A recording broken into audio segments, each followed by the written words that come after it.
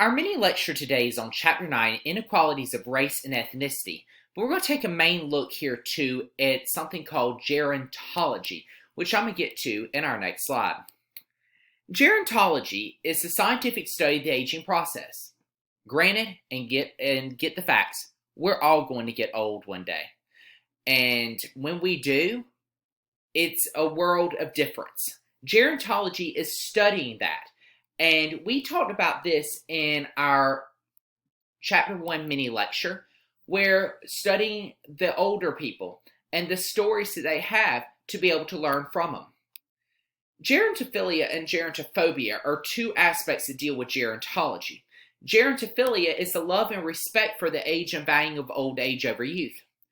And gerontophobia is the fear of getting old or the fear of elderly people. Guess what? Elderly people are elderly people. They are just like you and I. They're just older. But the thing is, people are scared of them. The thing is, ageism is also a thing where you have discrimination against people because of their age.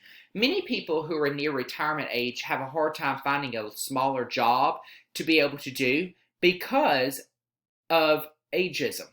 Whereas people are wanting to hire younger people because, one, younger people do not have to be paid as much because of their experience, because they don't have as much experience as the older people. And two, many people do not believe an older person is going to stay on the job as long. Nowadays, we're starting to see younger people don't stay in a job their lifelong time. Older people would take a job and they would keep it until they retired. This is the difference between gerontophilia, the love and respect and value of old age over youth, and then gerontophobia, fear of that. That's all part of gerontology. Now, intergenerational equity is where you distribute resources fairly across generations. That doesn't mean that elderly people will give away their possessions to you necessarily. What this means is that their wisdom and their might, what they have, they could share. As you can see, this man here is sharing with the younger kids a photo album, and they're looking at pictures from back in the day. Intergenerational exchange is where you increase cooperation between two generations. If you look at this pie chart, this is a split of American society, where you have 65 and older make up a lot of society, and 18 under make up just a tiny bit, but 18 to 64 is the major part.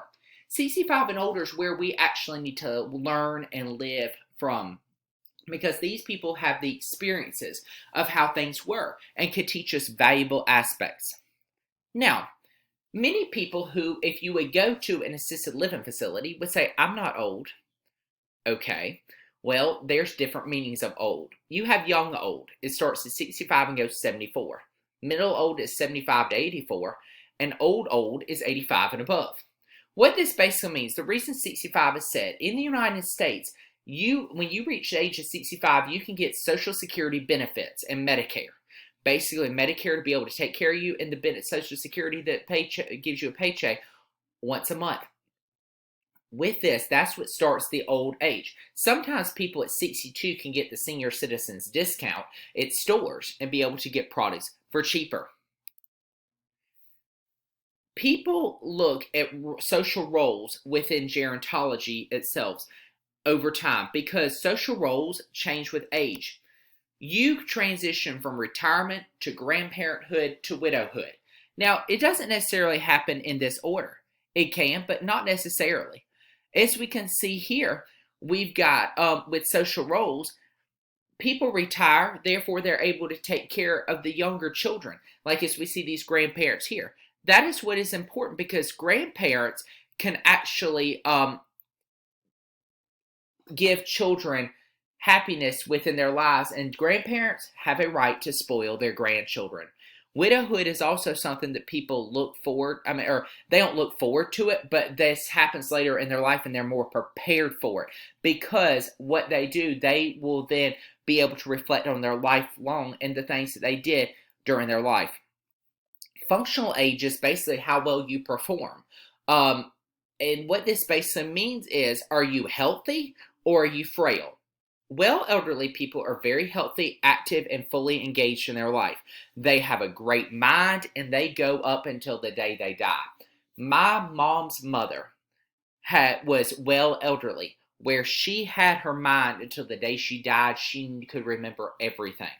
Frail elderly is mental and problems, where you start to see people fall. They don't necessarily take care of themselves. And this was my dad's mother. And she had dementia and Alzheimer's. She did not think clearly and coherently. And that's the difference between functional age and with functional age where you're well or you are frail. Lifespan is the highest number of years any member of a species has been known to survive. This can be like your life expectancy at birth until death. This can vary between your gender, your country, your culture, your education, your income, marital status, etc. Lifespan has many different factors that come about it, but we do not know when it is our time.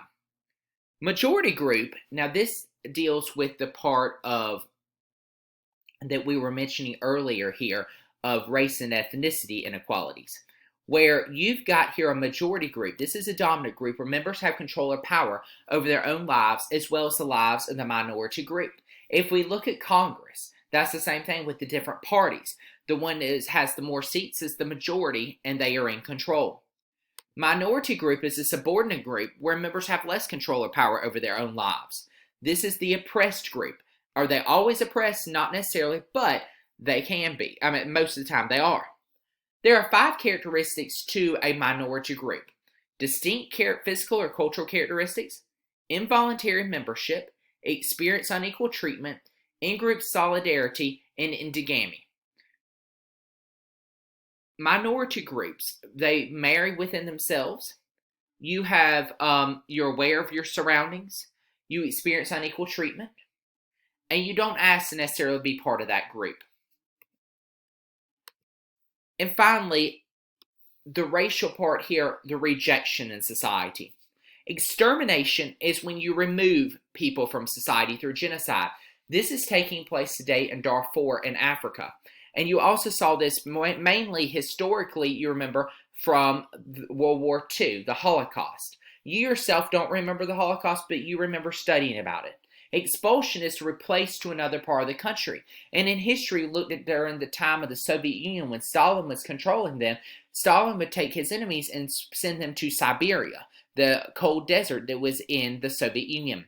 Succession is to move out, leave. And this would be, for example, like during the time of the American Civil War when the Confederate States seceded from the Union. Segregation, there are 2 types, de jure and de facto. De jure is by law, de facto by choice. De jure, in the 1960s, you saw de jure segregation was a segregation by law in the South.